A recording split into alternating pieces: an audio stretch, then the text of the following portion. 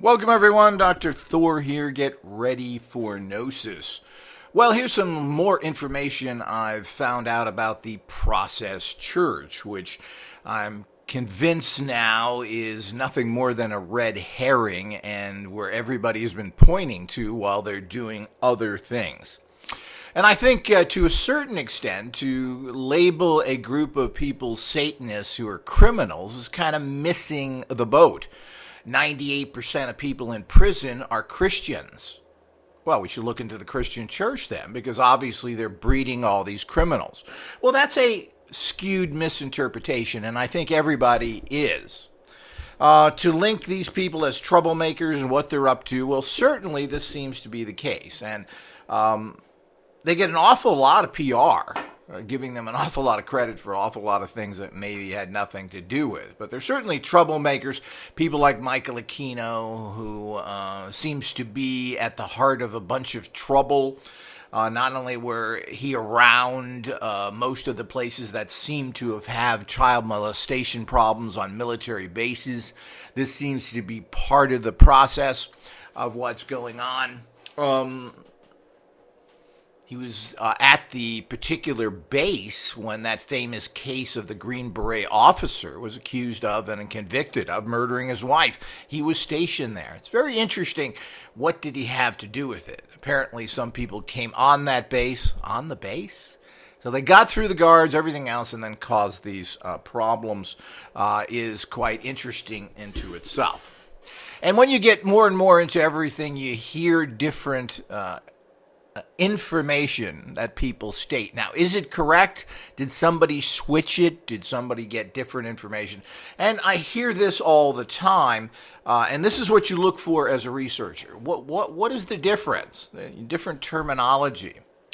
When you get to the Process Church, you've got to remember there's basically three people in that church that did everything through, and they constantly were changing, trying to find their feet to get an organization going that would profit them. And they never really were able to do that. They were able to get a business going, sell a bunch of magazines, and apparently this made them a lot of money. And that's one of the questions that I have, is that how did they support themselves? They had huge amounts of money. But, the Process Church could be called the Scientology Process Church. They were trained, or at least Mary Ann was trained by Scientologists, and basically used their techniques, and a lot of their way they organize the control of people is almost identical. And again, people don't go after Scientology because they're very litigious. So you're gonna get thumped on by them if they do it. But anybody who has money and power to do things, they did, I think, openly admit that they got into the IRS. They have all these lawyers. This is a big power. What are they into in the background? And they have an entire group of people, but that do all sorts of things, and it's really unknown. Their teachings are basically good and interesting, and I even tend to think that their extraterrestrial contact information may be correct, that there's vampiric spirits that you have to clear yourself from. But we got to remember that all systems are individually based. Now, when Scientology, you go to the state of being cleared, you've gotten rid of all your problems. I guess the aliens aren't sucking on you, and you're okay. Now, Charles Manson got to the state of cleared.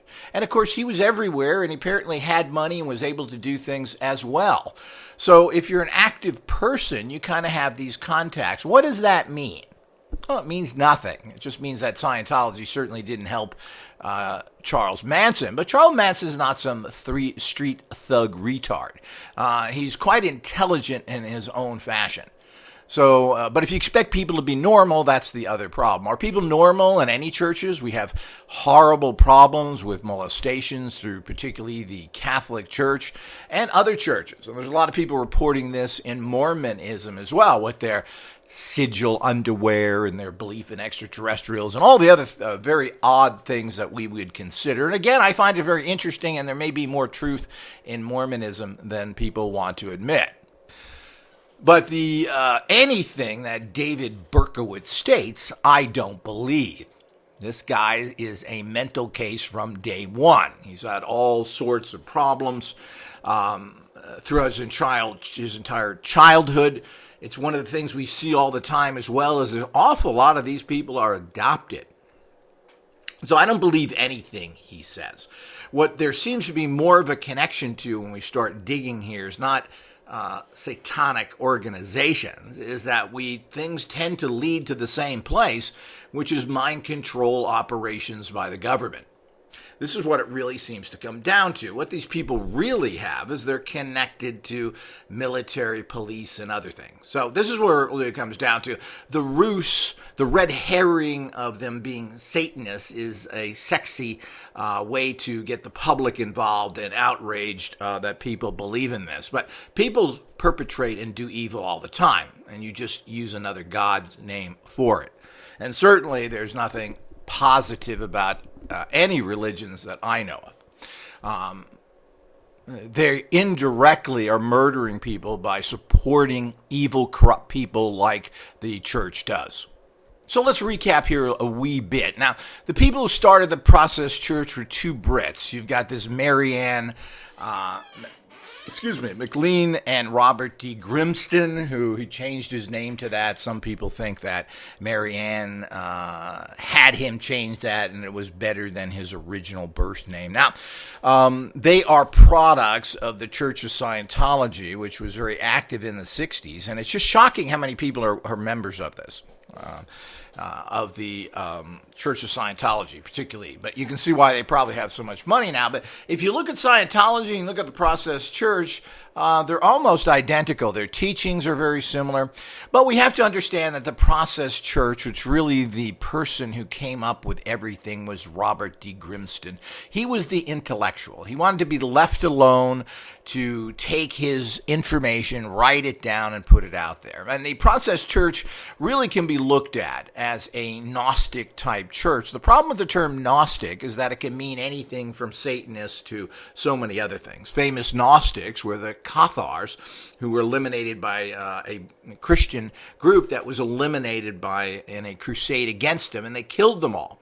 And they had very similar kind of beliefs. They did a lot of strange sexual stuff because they didn't want to have children. They considered the world very evil. I mean, this is very similar to what D. Grimston was writing. And I've listened to a lot of his stuff. And Gnostics also were kind of understanding that there is this force of evil or Satan going against what is considered the Christ energy. And that De Grimston basically was saying, well, look, we're destroying the world because these two forces are banging into each other and fighting all the time.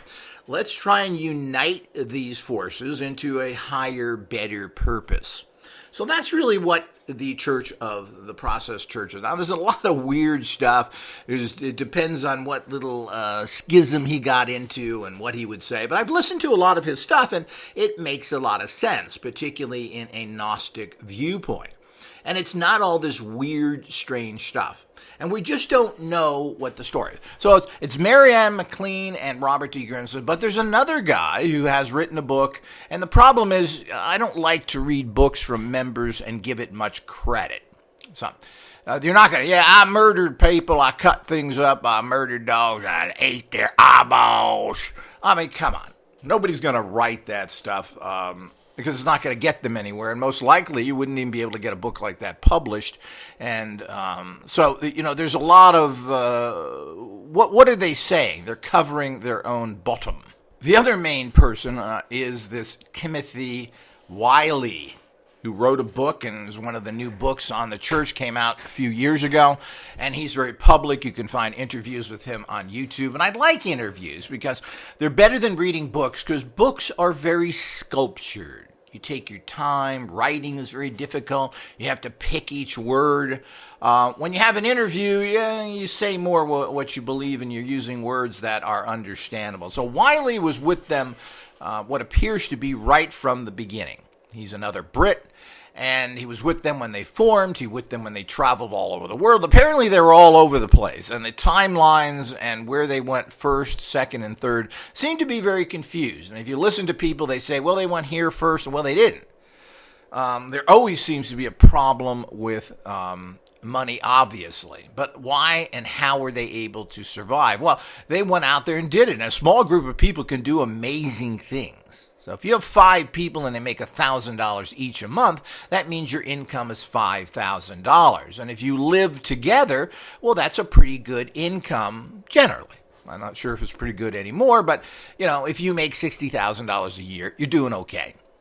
You're not doing great, but you're doing okay. So they were able to do this, and of course, in groups, and I've known groups who have done this. I knew a small religious group who, there were 5 or 6 of them. They worked together. They went to places like Aspen and other places, got into the service industry there, and were able to live in these places and rent during the peak seasons. So you can do it and do it easy with a small group of people that are interested in doing that.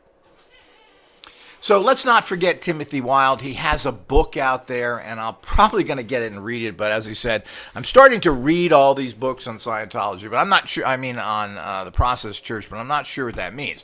I'm also listening to what is being said. But what's being said and what people do is another thing. So there are some very, very giant question marks and some super red flags with the Process Church. Now, let's go back to the actual people who founded this church and their background. Now, Mary Ann McLean was a Scot who grew up in poverty, was deserted by her family, and apparently from a very young age was involved in prostitution to make money. She was generally, I don't know if she's beautiful, but she was attractive and, any port in a storm. So she was able to make money that way. And of course, that's the easiest way to make money out there if you're a woman or even if you're gay. So this is a fact of life, the sickness of the human race. So apparently she learned to do that. And of course, what all women, particularly that are strippers, prostitutes who work in the adult industry, instead of saying how glorious this male sexuality is that you can make millions off, it's amazing how many porn stars are very wealthy as well. Everybody thinks they don't get any money and everything else. I do think they're underpaid. I think all sex workers should be the best paid and honored group, and it should be something that people are trained to do. Women should be trained to do this. It's a huge field. And if done correctly, as a business, what's wrong with it? It's happening anyway. So apparently she went through this, which of course made her very bitter, hardened, and of course, like strippers and everything else, they hate men, and they tend to be, their sexuality tends to be very bisexual, but mostly turns into ultimately homosexuality because they hate men. So apparently she was very aggressive, and she learned how to manipulate people to make a nice life for themselves. Particularly, she saw that as the low-class slave that she was, but her customers weren't her fellow low-class slaves. They were people that had money. So she saw the kind of evilness in using that was there to formulate her particular position. Now, whether she became a, quote, high-price call girl, we just don't know. All this stuff is shrouded in mystery, and she is now dead. The rest of the people are alive. Wyllie's alive. He's written a book. You can see him there. Robert D. Grimston is alive and well, apparently living in somewhere in the Midwest. So they're all alive. Nobody's hunting them. There doesn't seem to be any direct connection between them and any kind of really evil practices. What did they do? How did they do it? Well, we just don't know. What the research appears to show us, which is kind of what we think right now maybe, is, you got to talk like that because you don't really know anything. But this illusion that there's some sort of red herring satanic group out there doing all this stuff just because they're Satanists is a lark, is a red herring. They are criminals. And they're doing horrible things. So they're not necessarily like the mafia tends to be, have pictures of Jesus on their desk. And I'm not sure they ever had that anyway. But that's kind of the weird thing that happened out there. And you got to remember, there are criminals from everywhere. There's a lot of Jewish criminals, by the way. So the whole idea is mobsters, mafia types out there as well. So it's not like it's just one particular group of people. So the Process Church was very in your face. They traveled everywhere. They published hundreds of thousands of copies. Well, if you put them all together, there were millions of copies of their magazines that they went out and sold. You know, a lot of groups go out and sell flowers on the street corner to everybody, or in airports and everything else. They went out and sold their magazine. They also did other business practices where they made a lot of money. One of the problems apparently seems to be, which is ringing very loudly through this entire aspect, is Robert D. Grimston wanted to just write and do his thing. He was the intellectual guy. But who was he? He came from an upper middle class family. He spent some time in the military fighting in Malaysia, so he has a military background. He knows how to use weapons and how to kill people. The problem with that is that there are wars every 5 years, and particularly in the United States. The United States has been in a war since its inception as a country. And there's a war at least every 5 to 10 years and a lot of in-between skirmishes there. So if someone's in the military, which has been a forced compulsory thing to do, and particularly in the United States as well until 1973 or whenever, around that time when it became a volunteer army, because you never fight a war if you force people to do it. So, but they figured out how to make people go into the military. I'm from Texas. I want to kill. Well, we have the military for you. Oh, yes, that's good. So the whole idea is that this is what happens. So you can't say that this person joined the military unless they're a volunteer. You know, people like E.A. Canetti, who claims that he was a Marine, of course. Here's another Satanist who and was in apparently ROTC in high school. So these people have a violent aspect. They want to fight. They want to get into it. Now, Grimston didn't really want that. So he went over there, fought the Malaysian problem there. I believe it was Malaysia, where they had this great communist insurgents. And one of the few battles that was ever fought against insurgents that actually was won. The British won that war because that conflict, because they outnumbered the terrorists, from what I understand, 10-1. And that's the only way you win. So, but he was the guy who wanted to write. He wanted to talk. He was kind of an introvert, surprisingly. You know, I hear this with actors. I'm shy. I'm an actor. What? But they are. Now, Marianne had no background whatsoever except her hatred of men and learning how to actually manipulate people, because that's what prostitution is all about. That's why they call what they do a trick. They're tricking you. It's not sex. You're not getting sex. It's an advanced form of masturbation. They're tricking you. They want to get you off as quick as possible, get on to the next person. It's a trick. So you learn how to manipulate people, and, you know, it's not too difficult to manipulate horny males. As a matter of fact, it's pretty easy. So she was able to do that, collect her money, and who knows what all the connections there. And again, I could spend months looking into this, reading everything, trying to figure this all out. But again, we're talking about stuff that happened almost 50 years ago. So we have to be very careful of what all this means. There are certain books out there written by ex-members, what they're doing today, but, you know, they are still around, and there isn't anybody who is necessarily going after them. None of them have ever been arrested or even investigated. It's all the Process Church. It's a big label that means anything, and anybody could say they are the Process Church. Then people are going to say, well, I have a written statement from somebody saying that. What does that mean? I don't know what that means. I don't trust what anybody says. And who did they identify as the Process Church? So none of this seems to come up, and they do seem to have money, lots of money, which I question. There's also some other things we have to look into as well. But these are the three people that have went from the beginning pretty much to the end of the church. Apparently, Wyllie did not get involved with the final incarnation of the church, which was this animal sanctuary. Now, there's been talk about them having dogs, and they apparently had German shepherds, and it's been talked anywhere from 4 to 6 that Marianne apparently had and took very good care of. What I didn't know is that German shepherds are also called Alsatians by the British, who wanted not to use a German name because the Germans were butchering them. So Alsatians and German shepherds are the same thing, apparently. And they've always had these dogs, etc. But you got to remember that Marianne, who ran the organization, had no business background, was just a streetwise hooker. and thought she knew a lot and knew how to manipulate people because of her jewels between her legs, was the person running and calling all the shots. Like so many people, and even myself, I don't want to be bothered with the day-to-day operations of things. I have to do it, and I've tried many times to push this off on other people because that's all the skills they have anyway. Me tracking packages and doing so many other things is a waste of genius to do idiot tasks that other people can do that don't really have any skills or any abilities.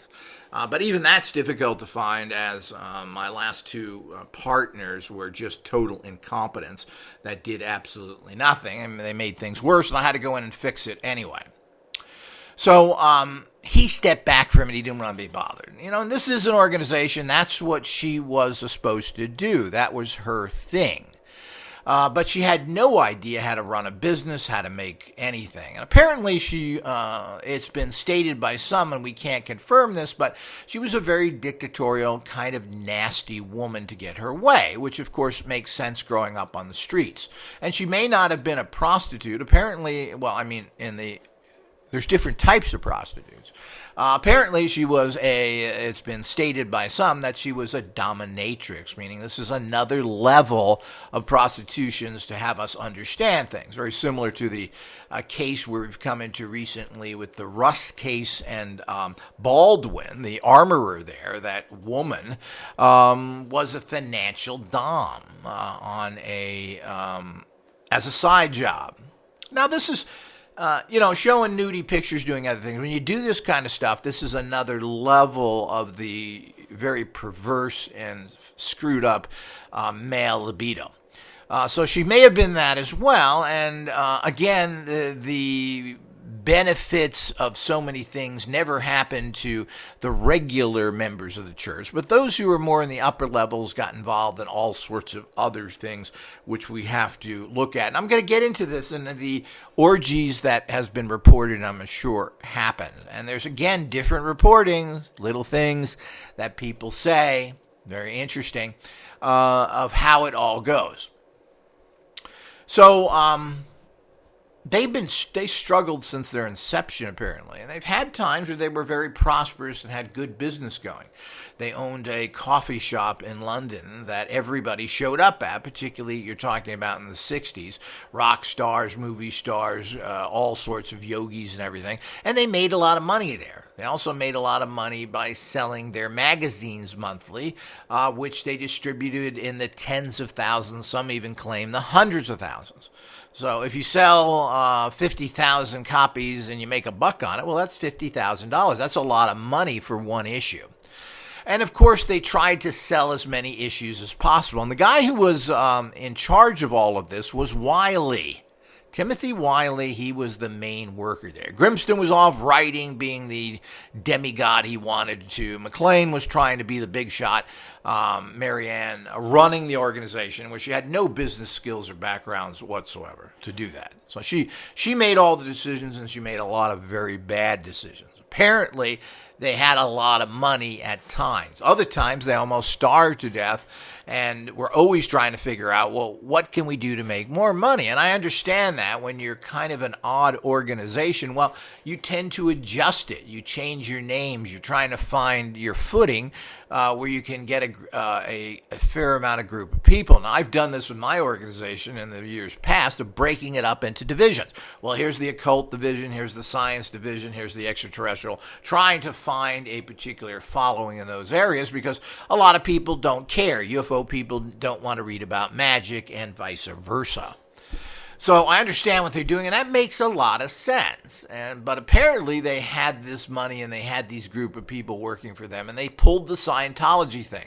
They trapped people, they took all their money, they controlled their sexuality, all the things that go with it, and we need to fully understand the workings of it. So when you look at the Process Church, you're looking at a radical similar Scientology type operation. That's who trained them. That's who they use. Now, Scientology eventually attacked them, saying they were a bunch of strange weirdos. They weren't following the system, etc. And that's right. But they're a hybrid using their information. But they're not connected with them at all. But this is typical of people putting the pieces together. But if anything, their teachings, their psychological training they offered and therapies were all based on Scientology. That's where she got her information. She spent many years there. And while she was a person of low schooling and so forth, she was able to learn and pick up stuff. That doesn't mean you're intellectual enough, because she knew nothing about business and threw away a lot of very important times when they were very prosperous with a coffee shop selling magazines. Well, she didn't like what was on the magazine cover because it wasn't her or church thing. They were putting celebrities up there. I think Mick Jagger was on there. And of course, Wyllie said that sells magazines. People want to see celebrities. So when you go out there, they don't want to necessarily hear your rap. They want to hear about Mick Jagger. And this is where they went and talked to Charlie Manson and got him to write. Well, this is because people were fascinated by him.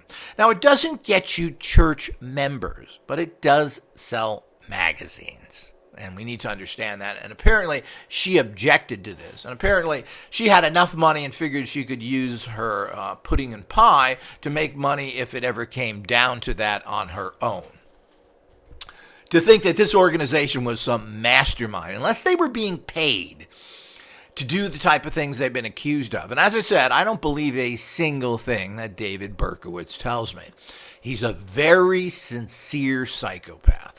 People like him. They think he's on the straight and narrow. I don't want to get out of prison. I'm a jerk. Well, that's a good way to get a lot of converts. Because you're not going to get out of prison anyway. Let's get real here. So saying you don't want to get out because you want to be punished fits into people. And doing this and he maybe even believes this at this time in his life, is certainly a nice way of doing things. Nobody likes anybody that says, I'm glad what I did and I don't care and I want to get out and do more of it. So nobody's going to buy that.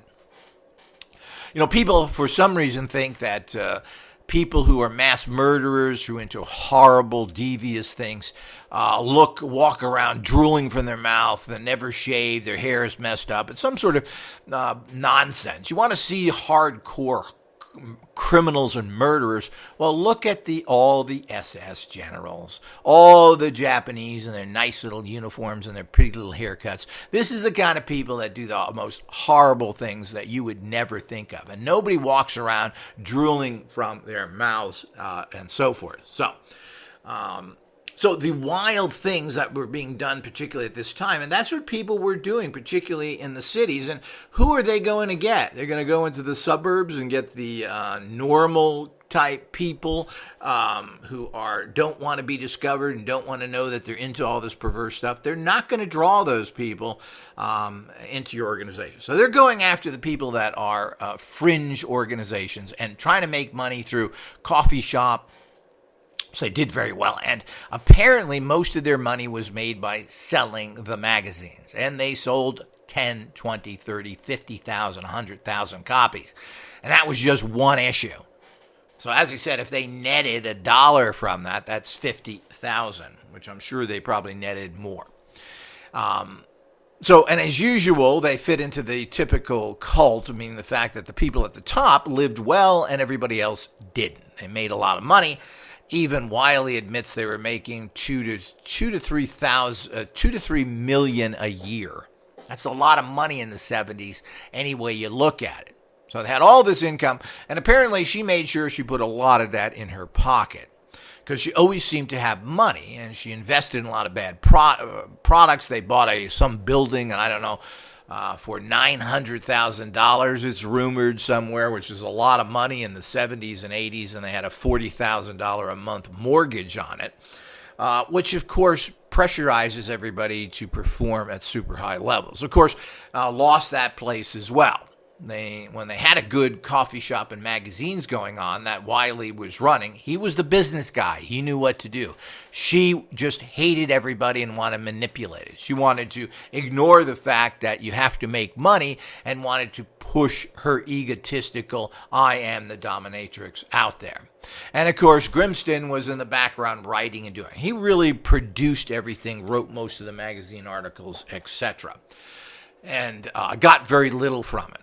And what happened there is the very typical thing that happens in most groups and in life in general, is that he hooked up with another girl and they got together and they pushed out Marianne, who was the big sexual freedom girl, but when they found out that he was kind of preferring her, the new girl, this was a great insult thing. And apparently in the end they ended up together, and when they were pushed out of the church and couldn't get it going back again, led a normal job of being in working for corporations, etc. And that's what they're supposedly doing today, Grimston and his wife. While the church, if you want to call it that, moved on to where it ultimately ended up with a new husband, DePrayer, who runs the animal sanctuary. Well, that's the husband of Mary Ann, who's still alive today, the husband, running the organization. She died relatively young from mysterious circumstances to a degree. Why we don't have a cause of death and other things for her is unknown. Some people are claiming that her throat was ripped out by a pack of wild dogs that got out on the property there. Well, that's certainly possible. But of course, that's a nice Hollywood style.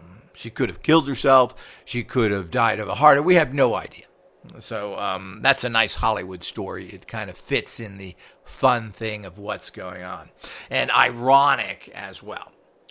So they've been made this red herring demon organization from day one, mostly because of their talk. And Dick Grimston was very vocal and very out there talking about this. Now, the whole idea of uniting the lower self, Satan, with the higher self, Jesus, is not a new concept. The way they went about it, and they were very sympathetic to and kind of felt in one with, which they really weren't, with other satanic organizations. Apparently, they approached the Church of Satan, tried to work with them because they were trying to find a base. They really never had much of a membership. But Anton LaVey rejected them. He thought they were just a bunch of over-the-top weirdos. Like he wasn't? He preferred Michael Aquino, apparently. But you got to remember, these people are walking around acting a lot more normal than you think. So, in terms of Michael Aquino and that group, and his buddy Edred Flowers. So they were easy to push their way in. There's a reason why they've been successful in life in general. But they tried to get together with the Church of Satan, which shows that, they had this very open view of Satan. And again, they didn't see Satan as necessarily a terrible, evil entity. They saw him as the adversary, and that this fight was going on, and that everybody should get together. And you should respect Satan. And I know this sounds terrible, for what it is, because it's a force in this world that we have to deal with. Thinking about that, I have to say I totally agree with it. We have to confront the fact, or recognize the fact, that evil is extremely strong. It's working in this reality, and what do we do about it? And that's why I've been doing many lectures on what's the nature of evil. Wendigo, Wenetico. Well, what is this?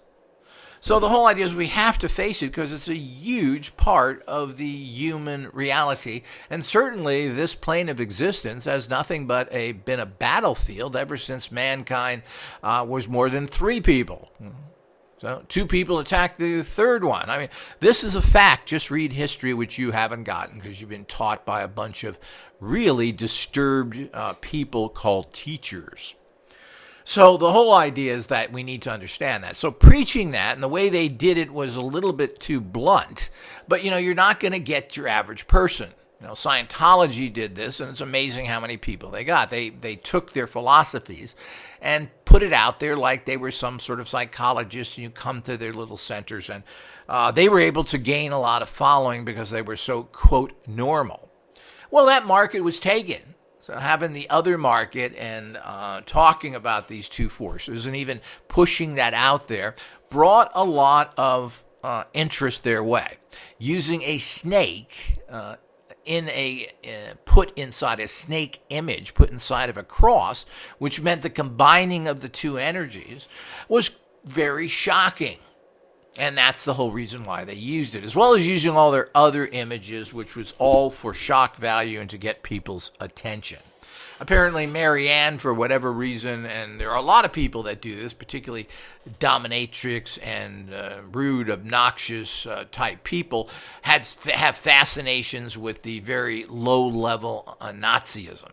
And, of course, I guess she didn't understand how many Nazis murdered her own people. And 60,000 Brits were killed during the bombings of Britain in World War II, and these were civilians alone, not to mention all the troops, etc. So this is all the crazy stuff out there, but there's a low-level attraction to Nazism because really it's just the lowest base thing. I dominate you, I take you, I kill you. All this stuff is very much in the human condition, or what you would consider the satanic lower self. So there's an appeal to that, and of course that's what she was working at as a prostitute and being victimized and hating men. Well, she's working at it. How do I manipulate these people? How do I trick them? So this is part of her mentality, and since she had no business background and knew nothing, she made one major mistake after another. She was able to prosper mostly because of, as typical, just like Michael Aquino was tolerated in the Church of Satan, because he wrote the newsletters that nobody wanted to do. It's an unburdenment. So the same thing happened with Grimston. He was writing a lot of the material there that they had. So, and he was the person doing that. Now, she was making all sorts of very childish, poor business decisions. When they were doing really well with a coffee shop and magazine, she decided to destroy that and move on to do other things. Instead of building from there, making sure you have a good income, but she couldn't figure that out. But, who is she? She's a nobody. She's a hooker, and whether she was a high-level or low-level dominatrix is not really of any matter. So she was a manipulator. Well, you've got to learn how to manipulate business, and apparently she was unable to pull that off. But I'd still like to know where all their dough came from. So apparently Wyllie was running the business. Timothy Wyllie has a book out there. I guess it's worth reading. I'm probably going to get it on Kindle soon, and I will report back on it. But, this is the jive. I've listened to him on several talk shows, and I know what he's talking about, and he's very guarded. And, of course, he should be. So coming out as a horrible organization and writing about atrocities is not going to sell books or help you. So we don't know, and I don't really think they were. There is a lot of stuff going on out there that is so evil it's unbelievable, but it's within a very corrupt and private system. They're protected by police and politicians. They have groups that work underground who grab children. You know how many people disappear every year? It's staggering. I remember a case where I used to live many years ago. It was an older woman, and they just found her car in a field, and they never found her. Well, what happened to her? She just disappeared? And it's very strange. It certainly looks like somebody was kidnapped. Well, what? It was an older woman, but a woman's a woman to a certain degree. Maybe there was some use or desire there, but they're grabbing teenagers, children, etc. And this happens a lot more than people think it does. As a matter of fact, it seems to be very common. And the disappearance of people, which are never found again, is staggering. There's just hundreds of thousands of them happening, possibly even millions. And it's all written off. But see, that's within the corrupt system. So we need to understand that. We also need to understand that the Manson family was involved in all alternative groups. So if you're involved in all these alternative thought forms, he apparently had money, he studied with the Scientologists, he went to other groups. Well, the process was everywhere. They were trying to get an organization going, trying to bring people in, trying to make money. Well, of course. And they were out there, and they had this giant publication that was out there for them to sell things. So it's all very interesting there and makes sense. To give that any more credit is a distorted view of what was actually going on at that time. So they were in all the big cities. They were very vocal. They had rock bands. As I said, they were selling hundreds of thousands of magazines on a frequent basis. I don't know if it was monthly or not, but that's apparently how they made most of their money. Now, they brought in people. It was difficult to become a member of the church. There's a little bit of controversy of what they were. But, of course, as an average slob, when you came in, you had no rights. You couldn't have sex. You had to live on nothing. You weren't paid anything. And this is very typical. It happened with David Koresh, the Christian group. And it's the same thing. He runs everything. You get the scraps. And what they do is basically, once you've lost everything, they give you a bunk and a toilet and some beans to eat. And you're controlled that way. So apparently it's something that they did as well. Now, there's some very interesting things here that show the kind of barbaric organization they were. And you have to take these things and build on them for what it is. And that's important to kind of build it, because you're not going to get any good. This guy, Wyllie, is not going to write a terrible book. I've listened to what he said, and he said, and so forth. And it's basically just kind of a sexy story. I mean, how can it not be? The leader was the prostitute. Woo! And so forth. So, and there were orgies, which apparently weren't as common as people think they were. So, again, we don't know with all this or how this was. Wyllie passes this off as trying to break your connection to vanilla type sex, so you could think past that.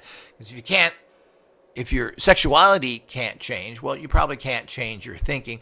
And there's validity to that. And, we have to demystify and desanctify sexuality in general, because it's just an enslavement when it's just a biological function. That's all it is. Everybody wants it and needs it, and if you don't have it, you become more and more problematical in your mental condition. It drives you insane, and then you do all sorts of crazy things because of that. So we do need to understand that in the bigger picture as well. What does that mean? So his book is interesting, and I know what basically it says. You can get all sorts of little details. Are these important or not? Well, this is part 2, and I'm probably going to have several more parts of the Process Church in general to explain things. But let's get back to it. We're running a little long now in terms of... So these were the 3 people that ran it. Now, let's get into what is very problematical about the church in terms of what they were doing. Now we got to remember the head of this church, Marianne, was McLean, was a prostitute. Whether high, low, or in between is unimportant. We have to understand that part of prostitution is making sure you don't get pregnant. If you get pregnant, you're out of a job, and what do you do with the baby? When you're having multiple sex partners, maybe even daily, which could be anywhere from 10 or more a day, if you're busy and in demand, well, you're not going to be getting pregnant. So this is a real problem.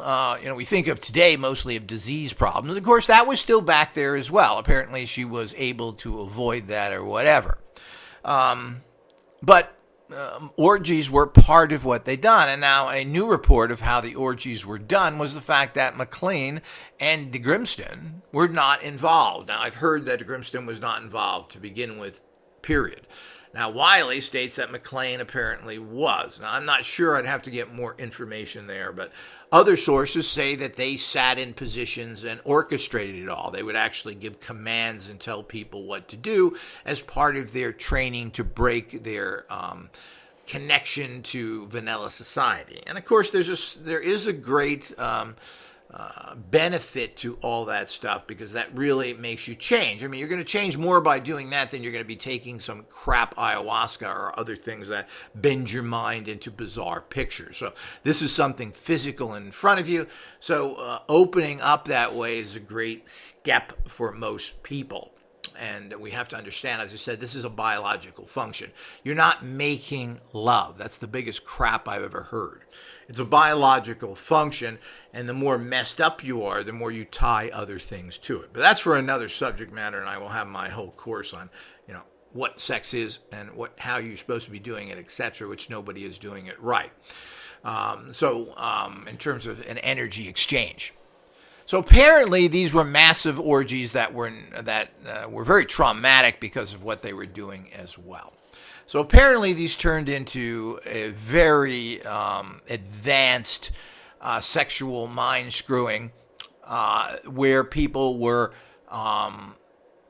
encouraged and ordered to commit homosexual, bisexual acts. And this was part of doing that. And, again, most prostitutes are lesbians. They don't think any of it. As a matter of fact, they prefer to have sex with women instead of men. Men were just Johns. They were just money makers. And once you do that, you can't relate to another male in a more, quote, loving way, so you're going to relate to your own sex. So apparently people were forced into these kind of acts, which is typical in a lot of things as well. Aleister Crowley manipulated people into homosexuality as well because he was a homosexual. And this is what he wanted to breed for his organization and make available to him as well.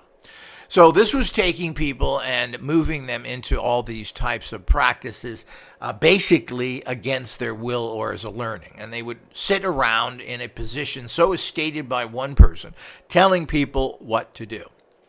Now, I'm not going to go into the details of all this, but again, it's a great manipulator. But here's the kicker to it all. Well, it wasn't just the same sex. It was a big bisexual awakening. And there, of course, were women involved, and there was heterosexual going on as well, as even Aleister Crowley did. But apparently, there was absolutely no consideration given to birth control, where she should have been well aware of. But maybe as a dominatrix, it was a minor thing, as the practices of actual intercourse are fairly rare in domination situations. That is not something that you generally do, but who knows with her and at those times. Things have changed.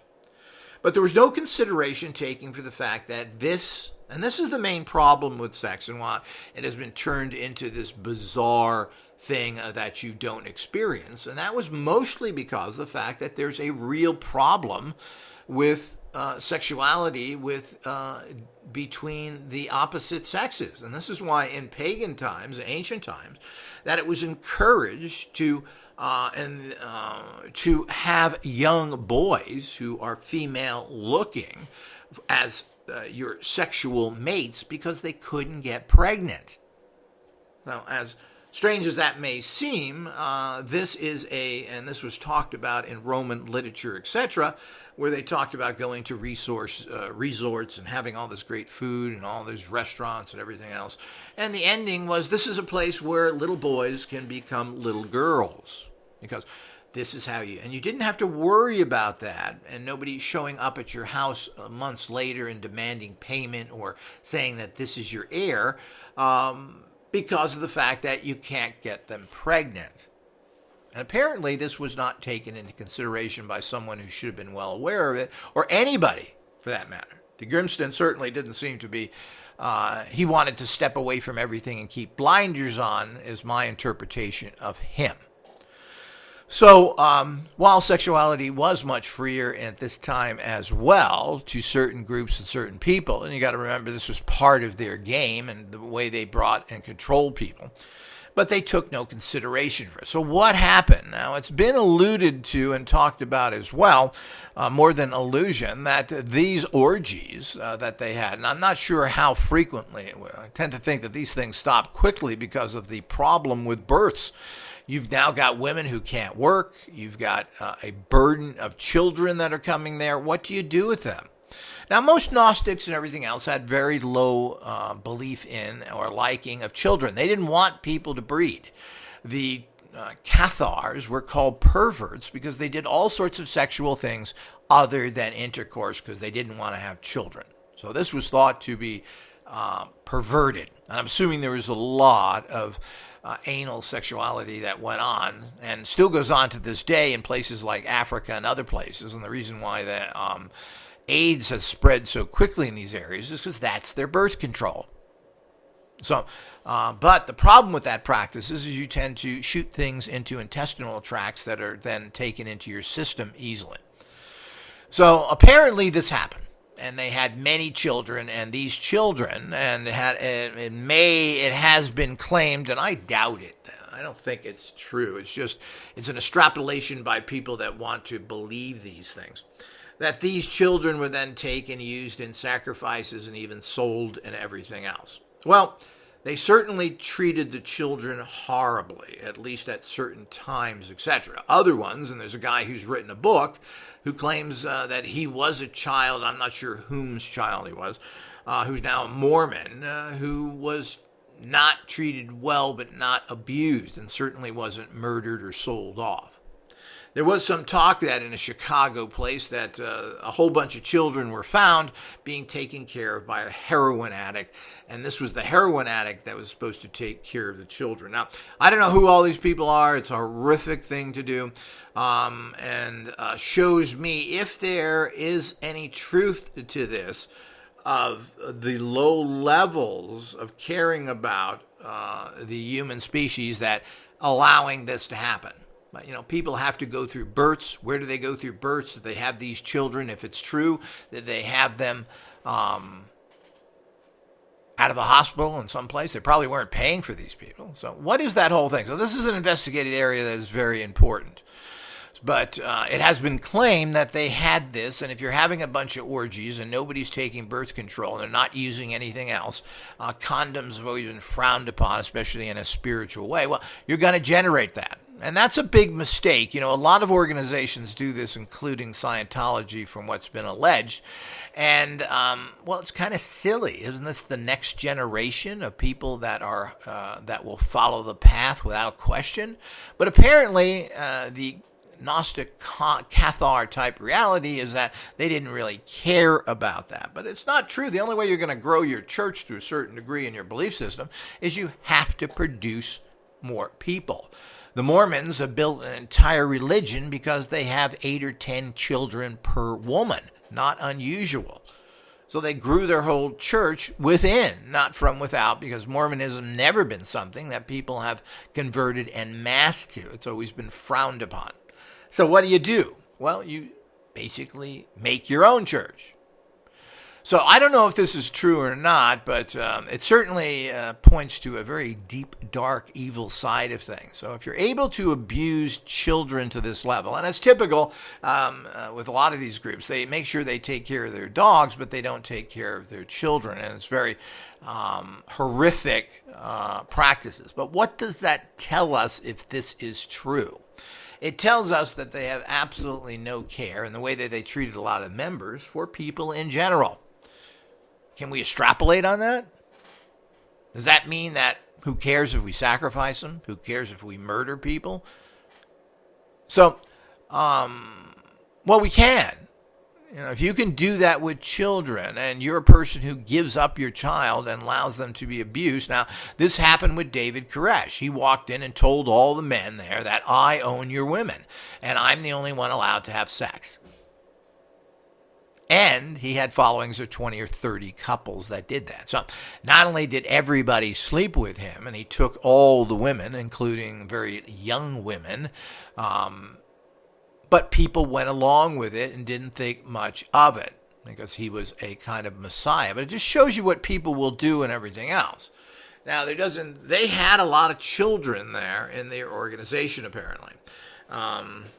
For whatever reason and whatever purpose that was. Of course, it's nice to have a bunch of people, and a lot of these groups and even some more Mormon sects have lots of children and still do, and they serve as basic work slaves, and they get contracts and able to have all these people working together to produce money at a very low cost level because they're basically children, women, etc., and they are not being paid.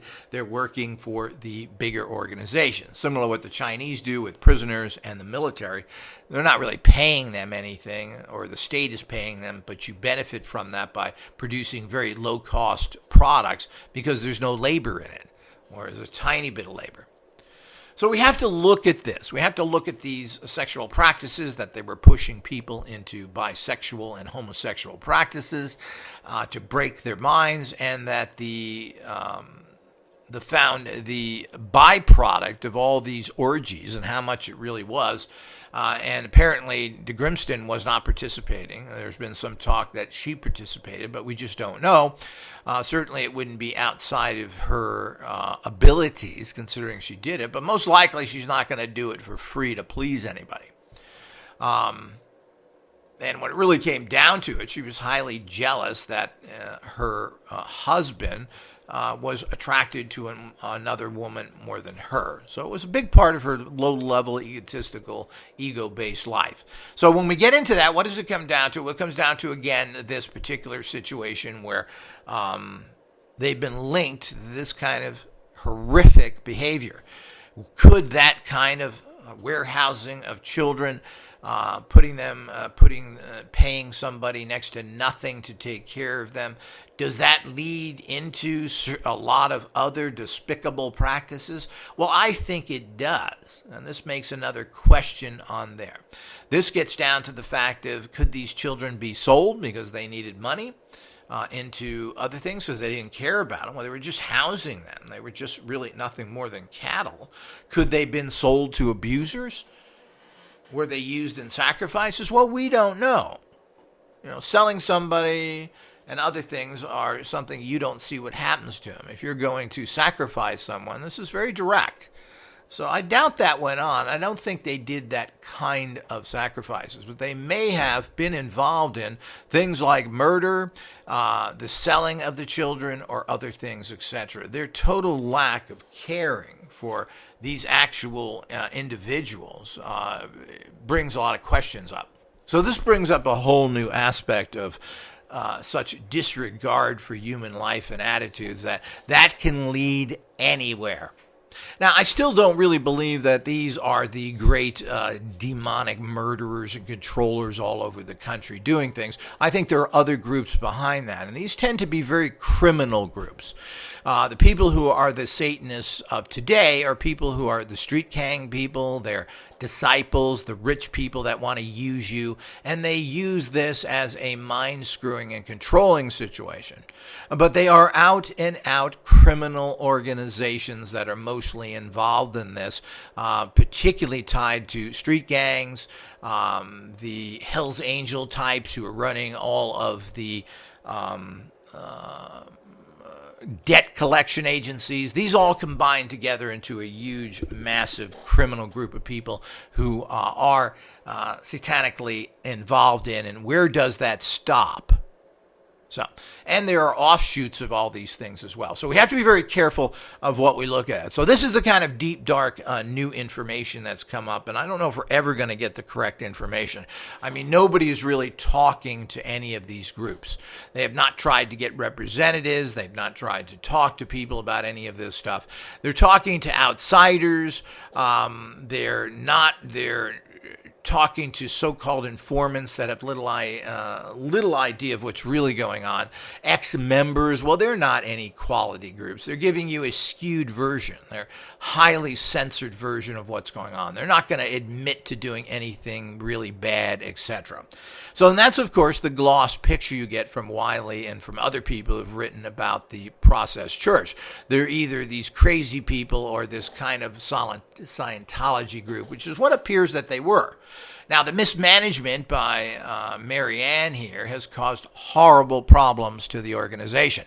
They had a great organization going where they could have made lots of money. They tried to continually change their organization, going from black robes to, I believe, ultimately blue kind of uniforms, much more Scientology-based because there was no base, and there still is today, of this really weird group of people. Now, maybe you can sell a magazine, maybe you can have a coffee shop where people want to show up and talk to freaks, but the bottom line is that once you get past that, it's going nowhere.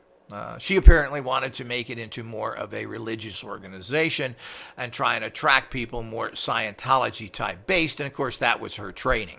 Well, that didn't work either because already people were doing that and they already had a bad rep. So somehow they morphed into this animal protective agency, which is taking in now millions and millions of dollars. And I have to say, what? Well, apparently she had a lot of money. They had properties, they had other things that they owned, and she was able to get a lot of it back from DeGrimston. He didn't hardly demand any money or anything else.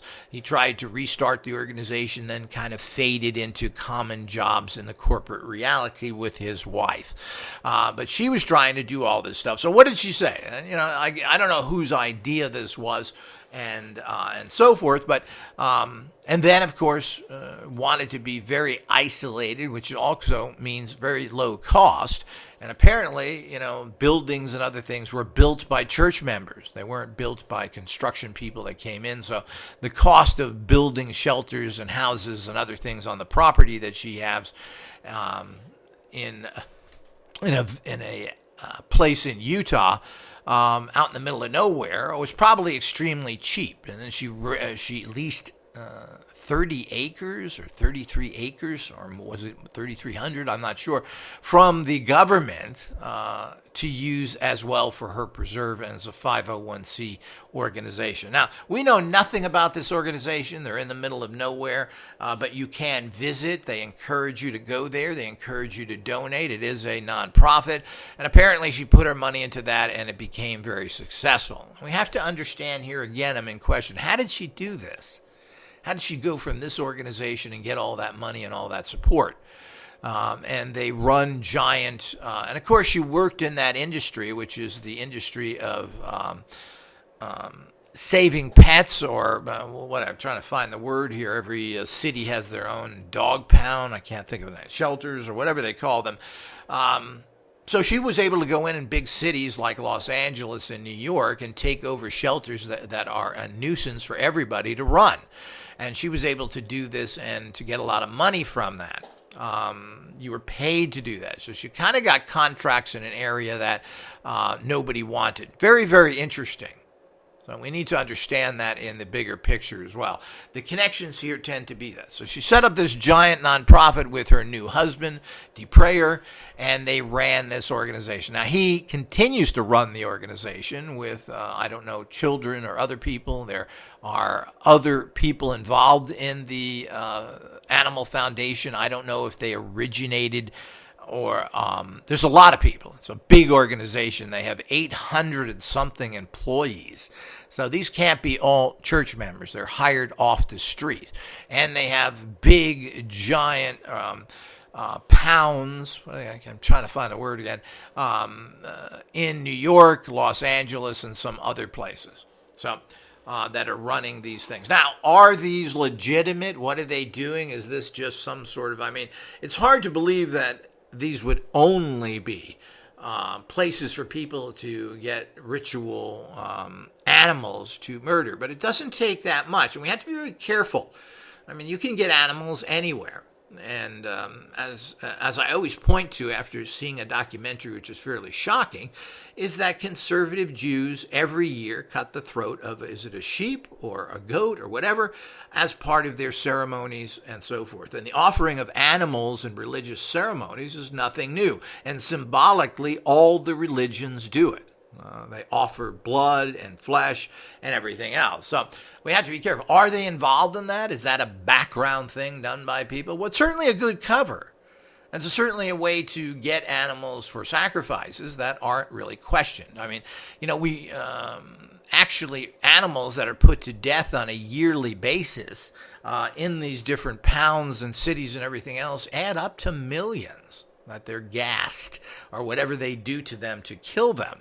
Sometimes they're just shot for target practice by your local law enforcement, which has been noted cases of this as well, to use them as target practice. So what does all that mean in the bigger picture? So it certainly would be a good front, and we have learned recently that the World Wildlife Fund allegedly has been involved in all sorts of scandalous stuff, stealing land, killing indigenous people, and of course saving some animals in the process as their front. So you go in and you seize land and get rid of people under the guise of saving the elephants that live there that get, 10 acres of land for the elephants, and 1,000 acres go to the organization to use for their own benefits or to sell to corporations, etc.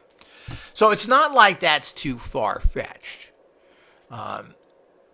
We don't know what this organization does. There's really no history of them. If you go there and you walk around the property, well, they're not going to, you're not going to see what's really going on. They're going to give you the front. They want you to spend time there. They want you to donate money. And apparently they get a big following. They are well known.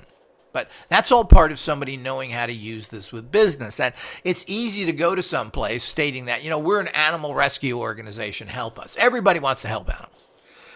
So what is the meaning to all this? What is the bigger picture going on here when we start looking at this? And is there some very nefarious background? Well, certainly the Process Church is weird, strange. They've used lots of different bizarre symbols,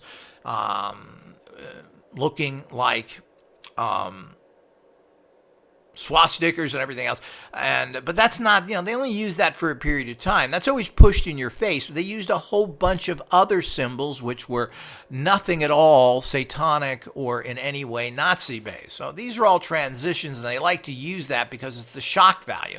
And that was part of the shock value. There's even some, and I don't remember the name of them, there's some New Age religion ran by a Jewish guy, and he uses the swastika as the symbol. And of course, he's doing this to get attention. And if you're in a busy world out there and you're going to sell magazines, you're going to have to put shock value in there. That's why they put Manson in their magazine. He was not a member of the church from what anybody can tell. Yes, he wandered in there. People have went into the Process Church. They're well known. They're everywhere. Even Wyllie Strieber claimed that he went and talked to the Process Church, the famous UFO dude, the communion book dude. And of course, he's a pretty weird dude himself. So it's not unusual that a popular organization, and if you're in a city or a person who's investigating, wouldn't fall into them. That's what I'm saying. The amount of people that have been in Scientology is really shocking. And you're talking about PhDs, military people, not just actors and other things. So scientists, it just goes on and on. It was very popular back then. Most of them haven't stayed in the organization, but this is part of it. So what are we to make of all this? What is the true story behind it? Well, it certainly doesn't seem that they are active in recent years. The Marianne is dead. De Grimston is out doing his own thing. You don't hear from him. He doesn't probably want to be known. He's not going to try and restart the church, from what we can tell. Wyllie has come out. I'm assuming he needs money, and written his own little book. But and there's tons of information on them. There's letters from De Grimston you can find online, etc. And it's all pretty milquetoast. He talked about how disturbed he was that he was pushed out of his own church, and how this was, and didn't get into a lot of poop throwing. He had this problem with his, ex-wives, or wife problems. That's unusual. Same thing happened to the Church of Satan, where he lost everything because his wife divorced him, including his house, and he was almost on the street, but mysteriously someone within his organization bought his property and gave it to him. The house itself, and that Anton LaVey lived in, is now been destroyed. Here we go again. So, and some new house has been built on top of there, which is kind of interesting to be in that energy reality. So we have this organization which appears to be, but we don't know anything about it. We don't know how well they're doing their job. They certainly are taking in tens of millions of dollars from what? Are those real donations? Are they actually a front for something else that's happening that they're being paid for? Well, it's hard to believe, but certainly can be possible.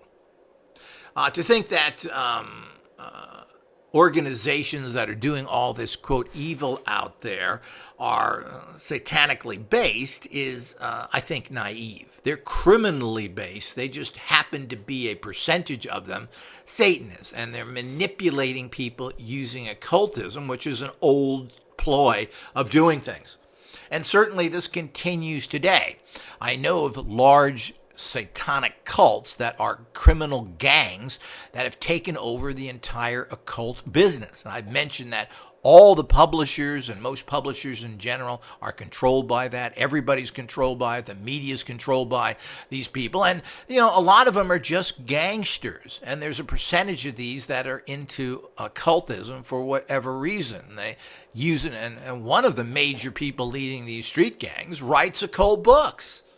He knows all the occult people. He's contacted everybody. And occultists who are poor people who never really figured anything out, they tend to be strange, deviant types because they're going against society, are more than happy to work with people because they wave a lot of money around. And it's out there.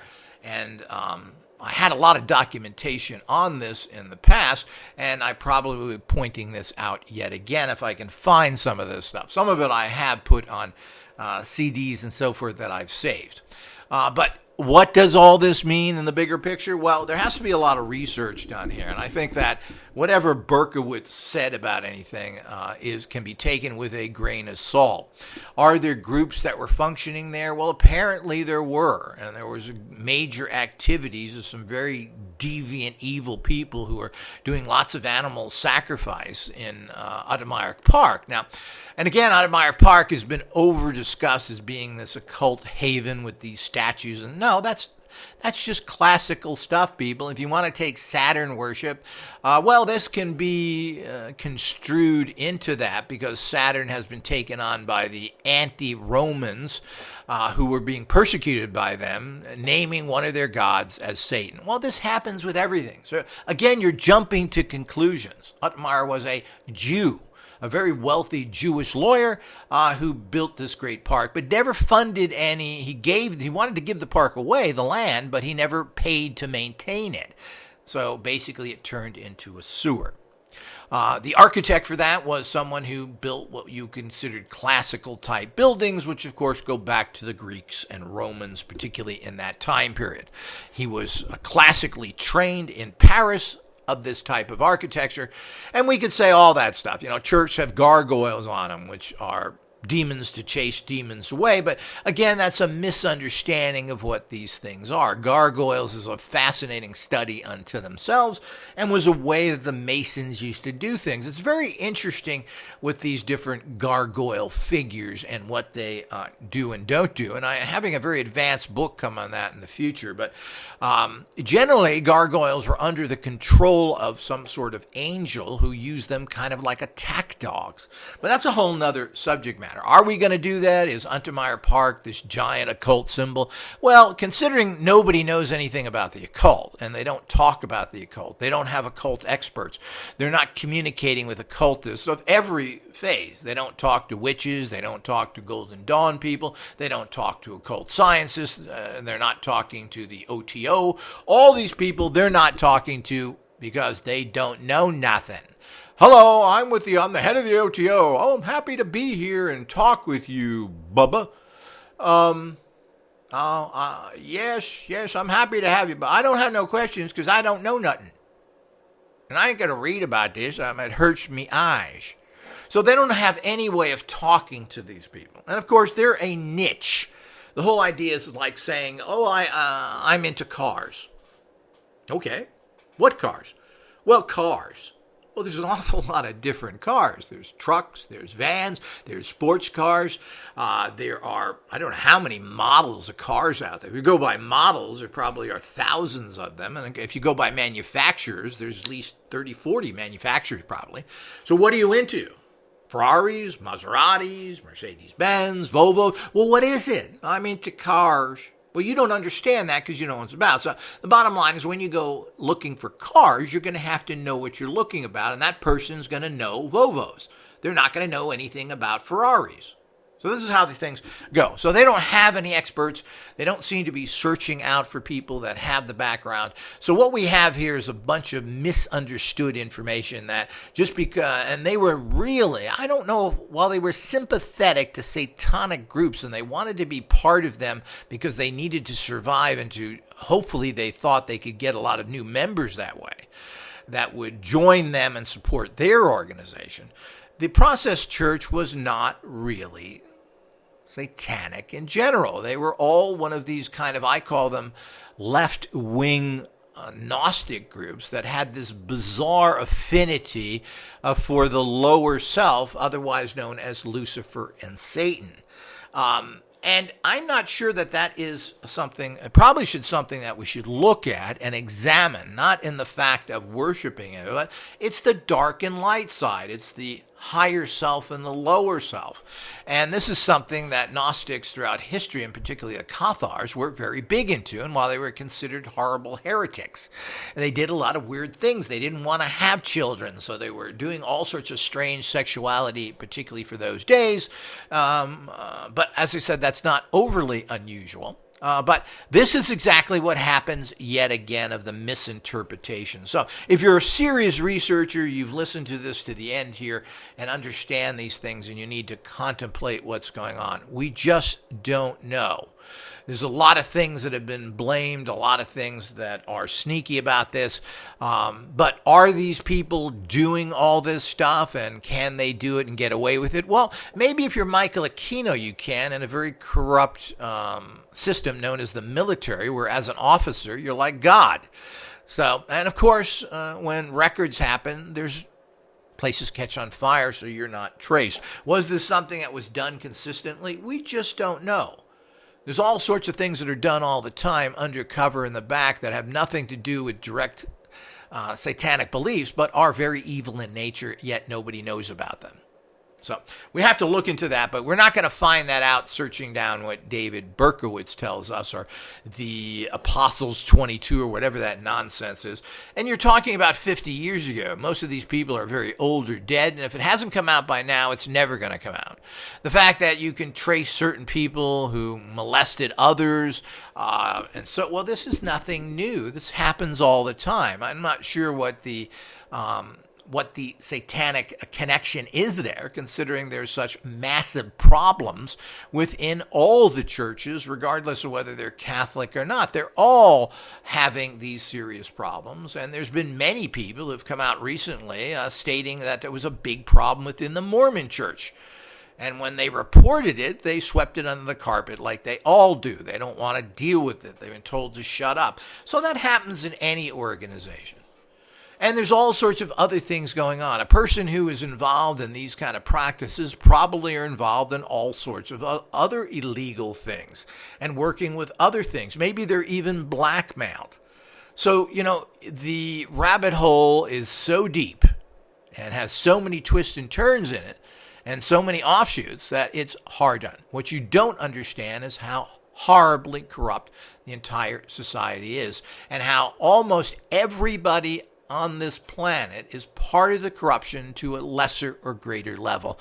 This is something everybody has to embrace. And we have to embrace the fact that because of the greed in the average person and the need to survive, because the cost of everything is so high and wages are so low, that people gravitate towards this without much pushing. And this has been something that's gone on for years. So the point is, we've had horrible corruption on this entire world all the time. It was huge through the 20s and through all the other things that goes on. All time elements are the same. So there are times when things seem to be worse than others, but the bottom line is that we have no cohesive enforcement or the tracking down of these people, because they just plain and simple buy everybody off. And it's just the way it is.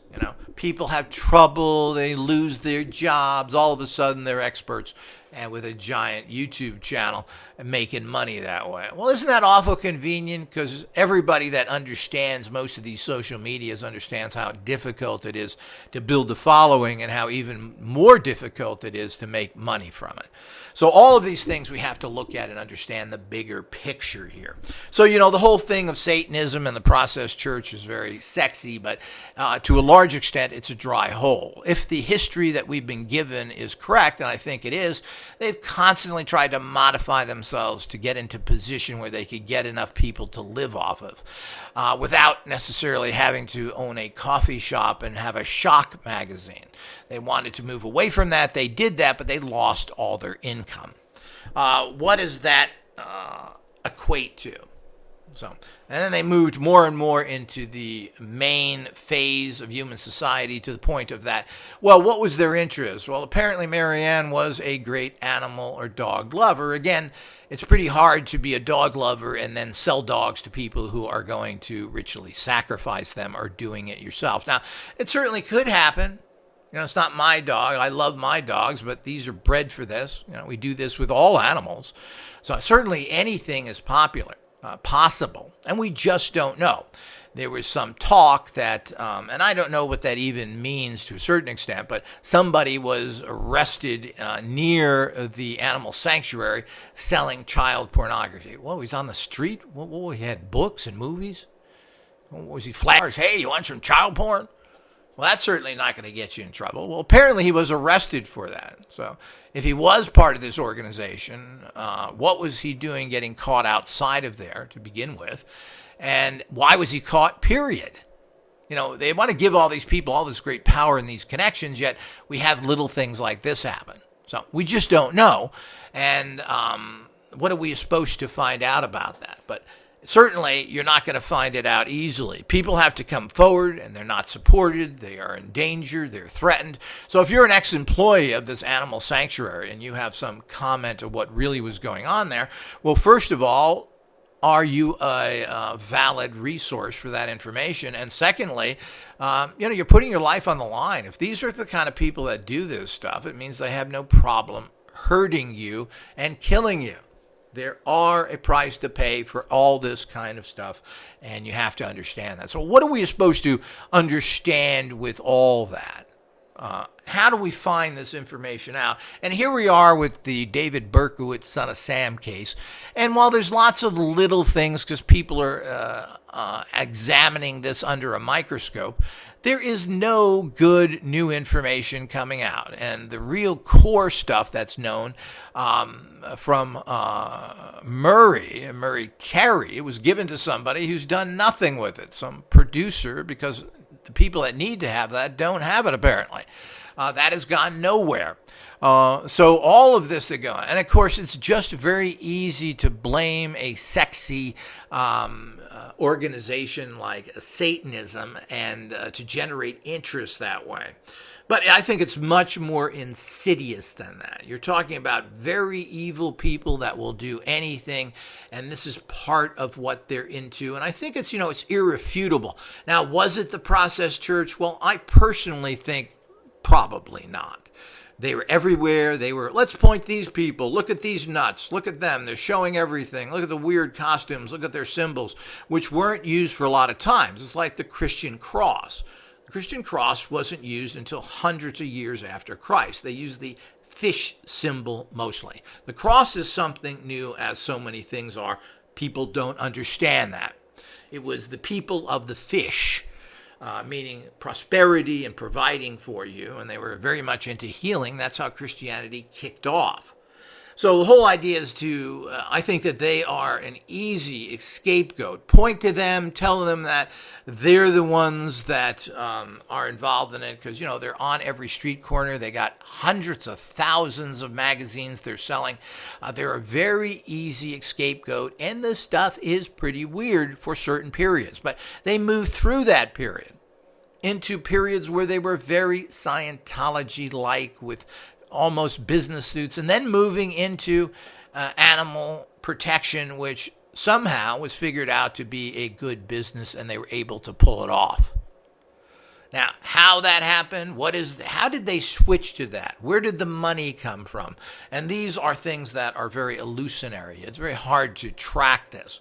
And how did that organization go from a struggling organization, even though they made good money and because of mismanagement kept going up and down cycles? But apparently Marianne put a lot of money away, and they bought a lot of properties. They had a lot more money than you think from what they generated. But they kept throwing it away. But they seem to have enough money to start this large organization and turn it into something that has a great following. Well, that is another very suspicious area, because it means somebody with connections helped them. And why? After all, they were these nut jobs, the Process Church.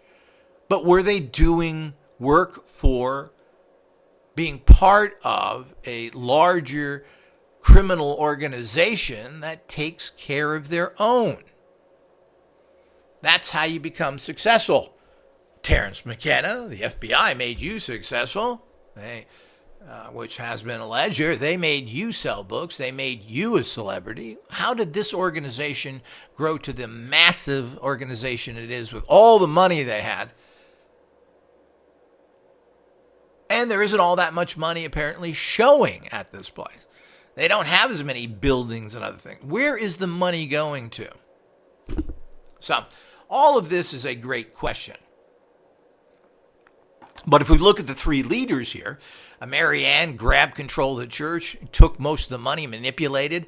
De Grimston was kind of pushed out, couldn't really revive it, so he didn't have much support there. So there wasn't all these processed church members that wanted to help him. He couldn't really get an organization going after he was pushed out of the old one. Wyllie, of course, hung around. I'm not sure how long. I don't know if it doesn't appear that he worked for the animal rescue. But he hung around, was the business person. I'm not sure how he's made money at all. He's written this book now, and of course, you got to remember, books don't pay you that much. It's hard to live off it. It's nice little extra money, but I don't know what he's doing to survive now, especially now that he's very public. So what is he involved in? It doesn't appear that he's working for the animal sanctuary. There is a list of people that are working there. None of the names trigger me except for Deprayer, which was Mary Ann's new husband. So what's going on there? They certainly have a good front, but there's a lot of good fronts everywhere. There could be very horrible things in the background, and they could be involved in all sorts of things. While they do have a very isolated they have an isolated main office, but they also have these huge facilities in New York and Los Angeles, and I'm not sure where the other one was. Was that New Orleans, where they had contacts yet again, or some other place? But for a big organization, they don't have that many subsidiaries in other cities, and you have to say, why not? If you're going to filter animals to a main place where they can live out their lives and being taken care of, wouldn't you want to have major shelters in Chicago, bigger cities everywhere? And why not if you have that kind of money? So I don't know what that's all about and how it's working, but there's a lot of questions there of how this sanctuary is working and the good or bad work that they are doing at this particular time. But you got to remember, only Mary Ann died recently from mysterious circumstances. Again, everyone else is still out there functioning with Wyllie, Timothy Wyllie, writing a big book on them. And I don't know how much money he's made or not from it. And we don't know really what Grimston is up to today, period.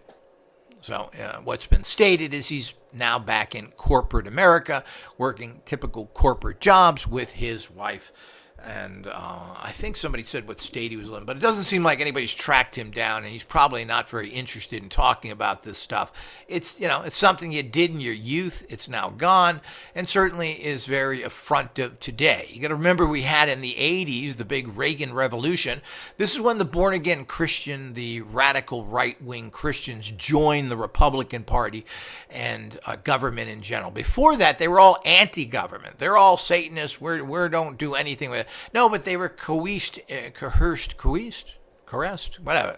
But they were pushed into supporting the Republicans, who never had enough numbers to carry elections properly. So they had to bring in that critical amount of born-again Christian types, which were extremely popular and had lots and lots of money.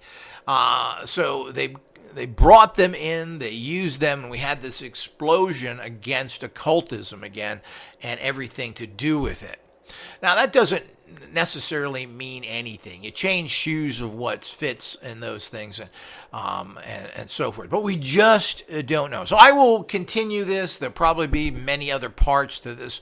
But this gives you a lot of food for thought. If you're really interested in the process church, I brought up a whole bunch of issues, and we're never going to know. And we're certainly not going to have informants come in against criminal organizations, because they'll take you out. Berkowitz, apparently, the minute he started to talk a little, he almost was murdered in prison. He has a giant, just missing his carotid artery in his neck. He was attacked. And ever since then, he's been very shut up about it. But it also means the fact that was this really going on with him or not? Is there a bigger conspiracy? Well, if there is, it seems to be connected more to the typical culprits in these areas, these MK-12 Ultra, the MK Ultra, the CIA, the mind controllers, all these people who are making psychotics and putting them out in the public for whatever reason. It does cause several things. First of all, they learn how to control people to make them murderers. It also allows for a huge shift in resources to go against all those horrible criminals. So we have to double and triple what are very corrupt police forces and militaries. So all of these things serves a purpose.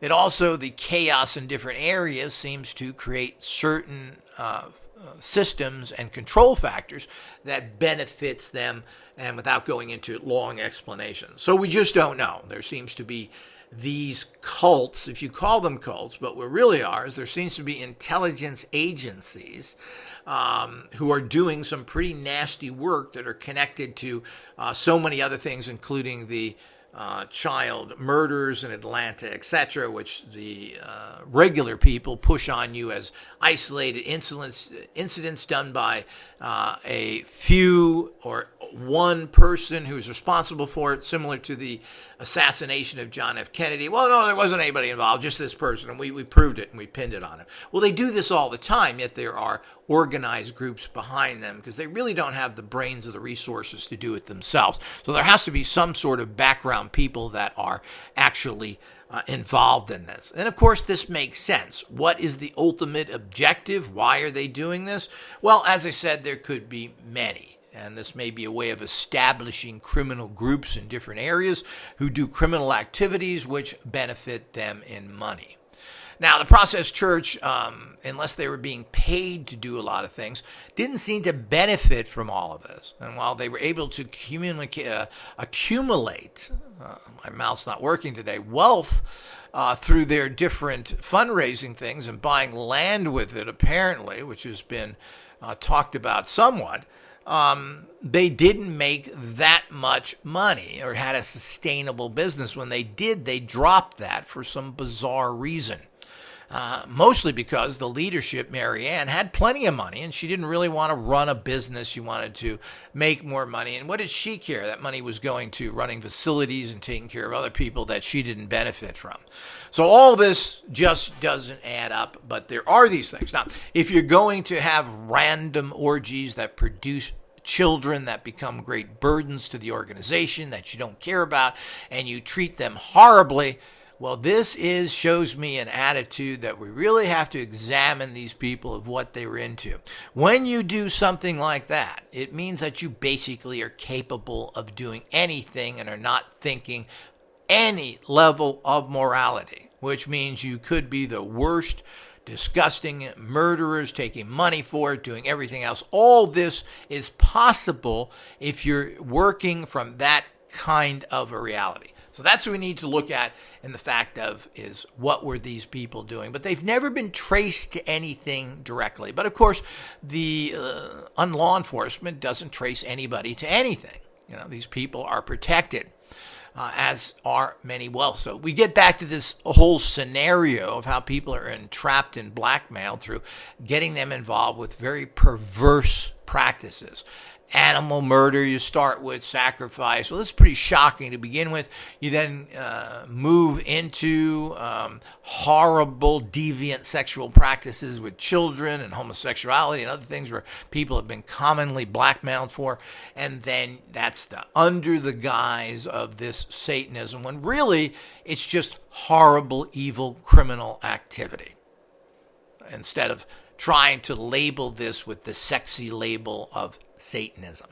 So I hope you've enjoyed this. More to come. Until next time.